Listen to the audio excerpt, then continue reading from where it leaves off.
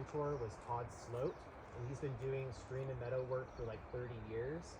And I was living in northeastern California, a really rural area of like 2,500 people. And I was working for the Forest Service.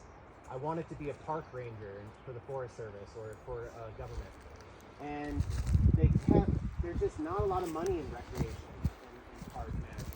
So they kept stringing me along, and I've cleaned enough poopers. And for the entry-level job, you're cleaning poopers and you're kind of doing lower entry stuff. And after a couple years of doing that, I was like, I am so ready to have this full-time job. And they themselves were like, oh, you'd be perfect, but we don't really have one. And they set out, they were going to give me one, and it didn't happen. And then I met Todd, and that's meeting Todd changed everything, because I worked for him for 2 years, and he does heavy equipment restoration. So we have the low LT, low tech, process-based restoration, people power, but most restoration is still done by heavy equipment, and it works. I'm not going to completely say that we shouldn't use heavy equipment. It does work, but I really like this. I like the people power. I think this works better in some situations. It is less harmful on the environment. Like this situation, no way would you want to put a piece of heavy equipment in here, just destroy it, like it would be terrible. But certain areas, it's really dry and it's really deep, and maybe a heavy equipment is needed to fill that channel.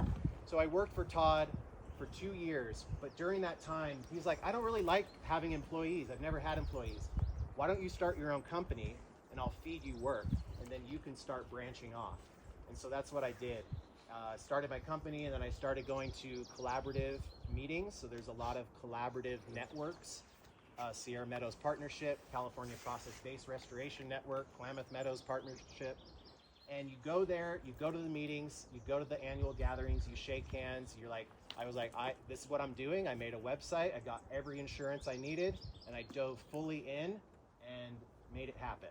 And then since then, it's just blown up, which is cool. But that's how I got started. So I did have a bachelor's degree. I don't have a master's degree. I have a bachelor's degree in environmental management and protection, and I did soil science and restoration minors.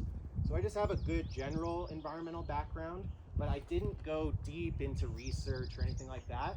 I started a business, and now I run a company, and there's lots of skills that I've gained that aren't academic, that allowed me to be a business owner and to run crews like this. So there's lots of options.